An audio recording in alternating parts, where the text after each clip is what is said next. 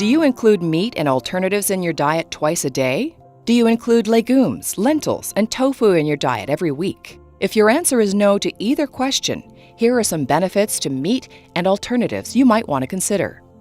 The benefit of meat and meat alternatives is the iron, zinc, and protein that they supply, which is really important for the baby's blood supply and for their brain development, and just to keep mom feeling her best as well. Meat can be expensive, and some people don't eat it.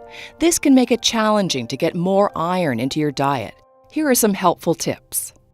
One of the less expensive ways to do it really is to start eating more legumes, things like chickpeas and lentils and kidney beans, and those can be made into dips, and they can be put into soups, they can be added into stews, and they just need to get rinsed off when you open the can. Just make sure you rinse them off thoroughly.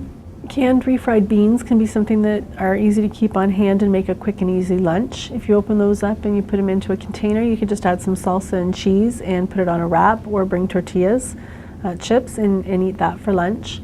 Shrimp can also be a really fast meal option. They thaw quickly and they're easy to put into stir fries or to bring with a little bit of sauce on the side and bring those in as a protein as well. So those are a nice option to have on hand.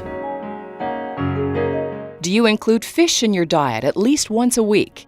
If your answer is no, you might want to take note of its benefits. The benefits of consuming fish are they contain protein, but they also contain something called omega-3 fatty acids, which are really important for baby's brain and visual development, and most women don't consume enough of those. So if we're looking at omega-3s, having fish a couple of times a week actually would be a good thing. Here are some tips on how to prepare fish in different and interesting ways, as well as some top omega-3 choices. Some ways to get more fish into the diet. Again, the tuna melts and salmon burgers are an easy, inexpensive way to go. The fish that would contain more omega-3s are things like lake trout and salmon, herring, sardines. Those are things that you can keep on hand, and again, make a fast, easy meal because they don't take as long to thaw. While fish are a great way to get healthy omega-3s, eating your fish fried is not your healthiest option. Some better ways that you can prepare your fish would be to grill it or broil it or poach it or bake it, and those would be better options. Because different fish have different levels of methylmercury, there are some types that you need to avoid when pregnant or breastfeeding. Fish that you would need to look at limiting would be any of the bigger fish that live for long periods of time, things like sharks, swordfish, marlin. Tuna steaks are more of an issue.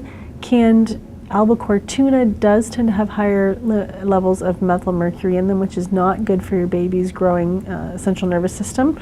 But the skipjack or the light tuna, chunk light tuna, those ones are okay to have a couple of times a week.